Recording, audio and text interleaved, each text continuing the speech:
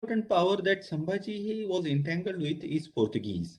And these Portuguese were, in fact, the first European power who came to India for business. And long back in 1510, they conquered island of Goa from Adil Shah. So you see, when the Indian ruler, they used to be supreme on the land, the sea is mastered by these European people. They replaced Arab before Portuguese became master of the sea near India. It was generally dominated by Arab, but now it was dominated by this Portuguese. And in a few years, in 80 years after that, like by 1590, slowly they have conquered the Daman, Mumbai, Vasai, and Chaul. And but a lot of this area, as these Portuguese, they were stronger on the sea, but they were not very strong on the land. So a lot of this area was again reconquered by the Mughal, Qutub Shah, or even by another European contender, another European power who also came to India for business, was Dutch. Now, Mumbai Island, which was in fact captured by Portuguese, was later on handed over to the Britishers. They had a matrimonial alliance, and as a dowry, this Mumbai Island now came in the hands of the Britishers, and the Britishers gave it to East India Company. Uh, so now Chhatrapati Shivaji, when he conquered certain area of Adil Shah on the Konkan coast, he came in contact with Portuguese. And Shivaji, as he was interested in expanding his kingdom in all direction, he also planned to conquered Goa as well. It is believed that he conquered Fonda. Now that Fonda fort also plays an important role in the relation between Sambhaji and Portuguese, because it is on the border between the Portuguese domination in Goa and the Maratha kingdom. But when he was planning, suddenly he came in conflict with the Mughal. His conflict with Mughal, it continued, and he could not conquer uh, Goa, and then he dies. And the Portuguese at Goa, they in fact express happiness over the death of Shivaji. Now, when Sambhaji became ruler of Maratha, the the viceroy, the Portuguese viceroy at Goa was known as Vijay. So this Vijay, he sends congratulations to Sambhaji with the person called Ramji Nayak, and he said, "Ki we are interested in having friendly relation with the Marathas." And Rayaji Pandit, who was sent by Sambhaji to maintain peace in Konkan, he had in fact meeting with Virjay, but Virjay, he expresses condolence and he expresses satisfaction that now Sambhaji has become ruler, and he again expresses willingness that we should have friendly relation, and he sent few gun as a gift, which was given golden polish. And Raiji Pandit was in a hurry, so no written agreement was done between the Marathas and Portuguese, and it was only a verbal assurance. Raiji Pandit come back. Now, but in line with the aggressive policy that was followed by Shivaji, Sambhaji continued with the aggressive policy against Portuguese. At the same time, they used to negotiate, and the aggression also continued. Immediately after Sambhaji becomes ruler in 1680 August, the Marathas they looted Portuguese area called Siulim and Bardesh. Few Portuguese were also captured. Then Moro Dadaji, the Subedar of Dicholi. Dicholi was Maratha territory, and there was a person from Gujarat. He was a merchant of precious stone. He was going to Goa for doing business. He was arrested by this person, Mor Dadaji, and that was considered as quite an unfriendly act on the part of the Marathas against Portuguese. And Vijay, the viceroy of Goa, Portuguese viceroy, he wrote a letter of protest to Moro Dadaji, and he said, Ki, if you don't release my people as well as the merchant, it will be considered as an act of not being friendly. We will interpret that Sambhaji is not interested in having friendship with Portuguese. He also wrote letter to Sambhaji and reminded him that you were in a difficult situation and we are interested in having friendship with you. Then Annaji Dutto was one of the important noble in the Maratha Ashtapradhan Mandal, Maratha administrative structure. Uh, Virjay also wrote a letter to Annaji Dutto and explained him how this friendship between the Portuguese and the Marathas will be mutually beneficial. But Sambhaji was entangled in his own problem because there was a first conspiracy after the death of Shivaji, as we already studied that. Some people, some Maratha noble, they were more interested in having Rajarama as the ruler.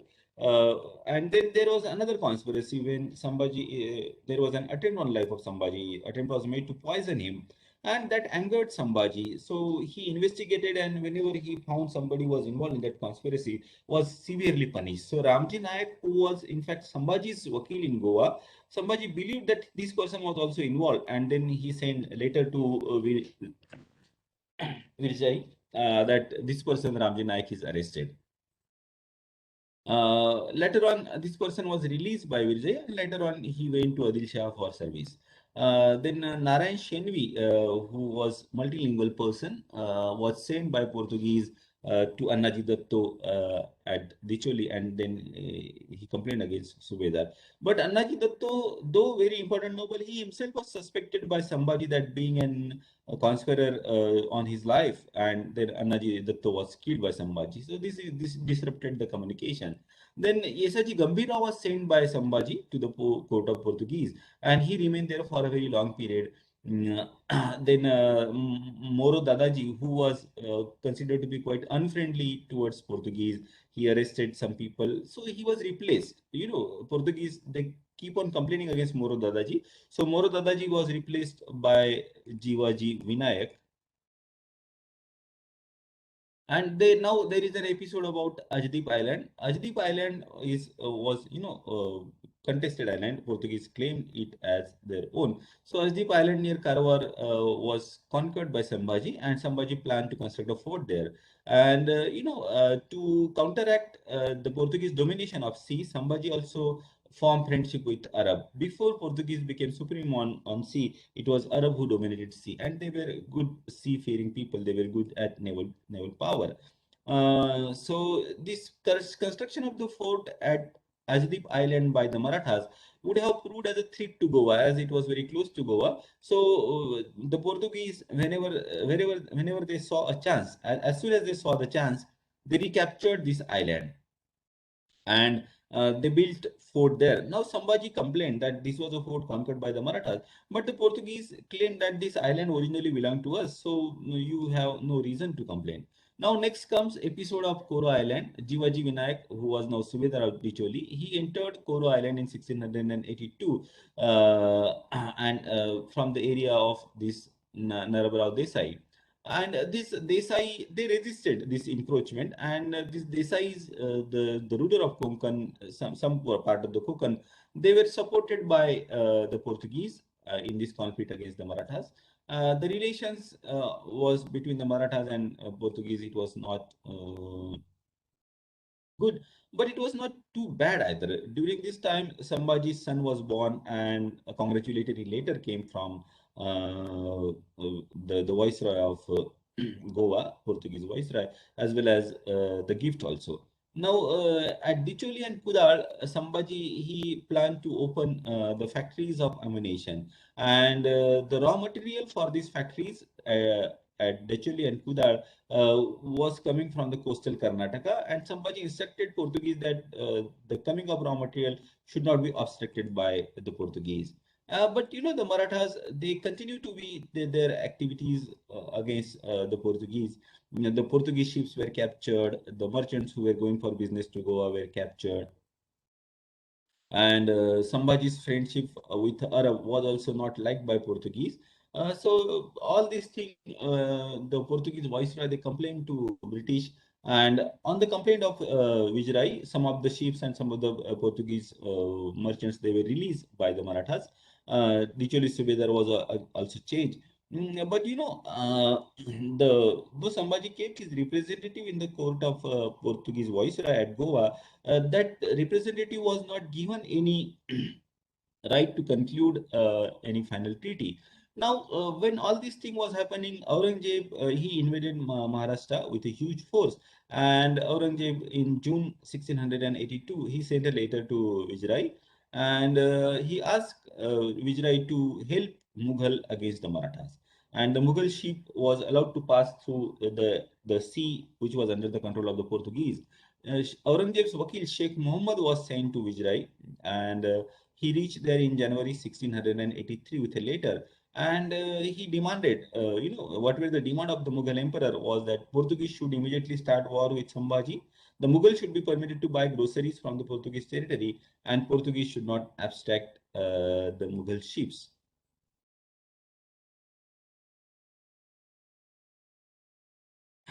Now, Vijay, he agreed on other conditions, like, you can buy the groceries, we will not abstract you, but we cannot start war against Sambhaji without any reason.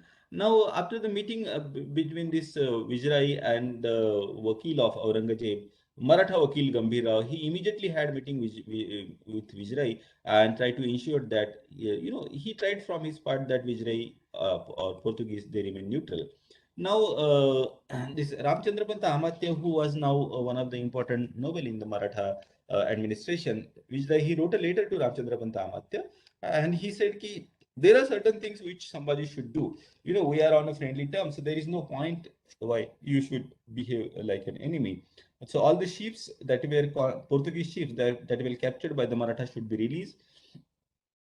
The villages, Portuguese villages that were burned by Sambhaji, they should be paid compensation. Gambhir Rao, that was his complaint. He said, Gambhir Rao, you are sent here as your representative, but he is not having any authority to come to an agreement. So Sambhaji seems to be passing first time. You should come to some certain agreement. And now, the Mughals have came to Deccan. He is attacking your territory. Now you will understand the importance of our friendship. And now the Marathas or Sambhaji should send reply to him before he could make any commitment to the Britishers, so to the Mughal.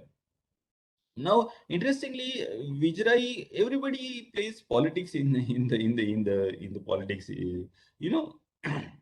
So Vijay, though he wrote this letter to Marathas, he already started helping the Mughal. So this double standard of Portuguese was obvious. So he wrote letter to Aurangzeb as well, that, and he expressed his friendship and he expressed his willingness to help Mughal, because Vijay was very confident that in this conflict between the Mughal and the Marathas, the Mughals are going to be successful because they are having much more power.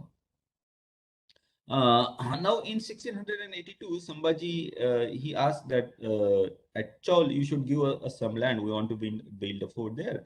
But it was refused by Portuguese. Then, Ramnagar, the Portuguese area, it was originally belonged to the king of Ramnagar, who was vassal of Adil Shah. Now that area, it came under the control of Portuguese, and the Portuguese had a system of paying a tax to the king of Koli king. He was the fisherman's community, and they had a king. So this Ramnagar king used to get tax from Portuguese, which was called Chauth. And now, as Marathas, they conquered significant territories of Ramnagar king. They demanded the tax that you were paying to the king of Ramnagar earlier, that should come to Marathas now. But Portuguese, they refused. They said, you have conquered some of the territory, but not the whole territory of Ramnagar. So we are not going to pay you any chauth. In politics, everybody think about their interests. They try to save maximum possible paying of the tax. But apart from there were number of areas on which the Marathas and Portuguese conflict became inevitable. Mughal ships, they carried they allowed Portuguese allowed them to pass through their control from the sea, which was under the control of the Portuguese. The Mughal could buy supplies from the land which was under the control of the Portuguese. And Sambhaji, in anger, he attacks Portuguese territory in the North Konkan. So in January 1683, the Marathas, they conquered two Portuguese forts in North Konkan. And because the intention is that Sambhaji was interested that the ships that were coming from Gujarat to the help of Bahadur Khan. Bahadur Khan was a commander who was fighting against Marathas. Uh, that ship should not reach to Bahadur Khan. That means supply should not reach to Bahadur Khan. That was his intention. But Bahadur Khan, he was quite a capable Mughal commander. He understood that what Sambhaji is planning to do. So Siddhi Yakut Khan, again, Siddhi's reference came just now in the last class. We have studied about Siddhi and Maratha relation. So Siddhi Yakut Khan, who was now vassal of the Mughal, so Bahadur Khan asked Siddhi Yakut Khan that you should attack the Marathas. So Yakut Khan captured one of the fort of the Marathas that were captured by the Marathas from Portuguese, and he killed many Marathas there and destroyed that fort. But another fort could not be captured by him, but it was captured by Bahadur Khan. So we see that naval or the coastal warfare, we are having now different powers fighting against each other. We have Marathas on the one side, and Siddhis and the Mughal and even the Portuguese, the joining hands, and even the Britishers continue to help Sindhi, as we have seen in the last class. So in April 1683, Sambhaji, he attacked Portuguese territory of Tarapur with 1,000 cavalry and 2,200 infantry, and Tarapur was burned. Two missionary fathers, Portuguese missionaries, were also arrested. Portuguese, they managed to capture some Maratha sheep and arrested Gambhir Rao, but later on he was allowed to go. Now Marathas, they attacked Chaul in July 1683, and that fort was sieged by the Marathas. Nero Moreshwar, the Maratha commander, with 8,000 forces, he attacked that fort. Surrounding many villages of that fort were built. Nearby hill was also conquered, and the Marathas, they mounted cannon on that hill and started firing on the fort. It was difficult for the Portuguese to face such a huge force of the Marathas. They requested help from the Mughal, and now, in order to release Maratha pressure on that Chol fort, the Portuguese thought that we will attack Maratha fort of Fonda. So, at Fonda, Marathas had fort. The siege at Chol, it continued for a long period, but the Marathas finally withdrew. They could not conquer that fort for the reason that there was a lot of pressure coming from the Mughal forces. Some of the area, however, near to that fort, the Portuguese area was conquered by Nilopan. Though the negotiation continued between the Portuguese and the Marathas, there was no concluding treaty. Now, this Fonda Fort war between the Portuguese and Marathas is important when you talk about the relation between Sambhaji and Portuguese. So this was a very strong fort, and Vijray, with a strong force attack with 3,200 infantry and 25 horsemen and cannon were there. So, and the Desais of Fonda, who were also against Sambhaji, they also joined hands with the Portuguese. And small Maratha contingent, which was, outside the fort, was defeated by Portuguese, and they had to take shelter in the fort. The Kiledar, the in charge of this fort, was Esaji Kank and his son Krishnaji, and they valiantly defended the fort. There were only 600 soldiers in that fort, Maratha soldiers, and there were 200 who were outside in the forest near to the fort. So with these 800 soldiers, they fought on against the huge force of Portuguese. So there were cannon firing from both the side, and the Portuguese, they managed to break the wall, breach the wall, and they entered in the fort. The Marathas, they withdraw, allow them to come in, and then they attack suddenly, cutting off a large number of them, killing large number of them. And the Portuguese, they were forced to withdraw. Sambhaji also came with huge force in support of to support the forces, Maratha forces fighting to protect Fonda Fort. And as the Portuguese, they saw there is no hope of conquering Fonda, they started withdrawing. And the Marathas, they attacked these withdrawing forces. So a lot of baggage were left by Portuguese, and they have to run away to save their life. Many Portuguese have died. Krishnaji, the son of Esaji Kant, the Maratha commander, had died in the battle. Esaji was injured, and Sambhaji honored them for their bravery.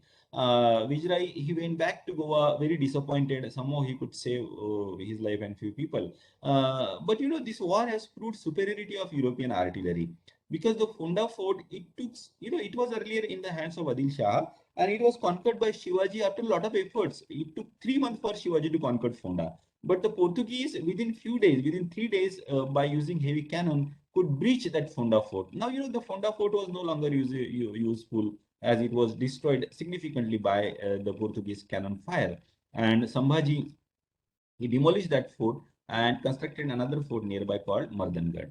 Now, next important episode between, so we have studied about Chaul, how that fort of Portuguese was attacked by Marathas, and Fonda fort, which was the Maratha fort attacked by the Portuguese, but they could not conquer it finally. Nevertheless, it was because of the superior number of the Marathas that came to the help, and the bravery, that they could finally had an upper hand. But the Portuguese artillery superiority was proved by the way within 3 days they could demolish the wall. Now, Shasti was another important place of the Portuguese, which was attacked by the Marathas. In fact, Marathas now simultaneously attacked many Portuguese places. And the information about the Maratha attack, it comes mostly from the Portuguese sources. Madgaon was attacked by the Marathas and people took shelter in the church. They surrendered, but unfortunately, Kamal Gokhale has written this book on Sambhaji, and here she writes that the Marathas, they entered this fort and there were none, the Christian nun, and they were raped by the Maratha soldiers, 200 women. And some of these women, in order to save their honor, they burn themselves, and some of them they jump in the well. So this comes on the page number 187. That is the statement coming from Kamala Gokhale. You can verify. Then another area, Portuguese area, that was conquered by the Marathas was Bardesh. Three fort in Bardesh was conquered 10 days, within 10 days. Outside the fort of Bardesh, there was a well from where the Portuguese used to carry water. So that well was captured by Maratha and it was poisoned. So the Portuguese were not getting any water and they were forced to withdraw. When this fort of Bardesh was occupied by the Marathas, they destroyed large number of churches and they destroyed even the statues of Jesus and Mary. At Chopara, the Padri was also killed. The women, men, they were enslaved by the Marathas and sold to other vendors. So the Marathas during this campaign also showed a lot of atrocities and cruelty towards the Portuguese citizen.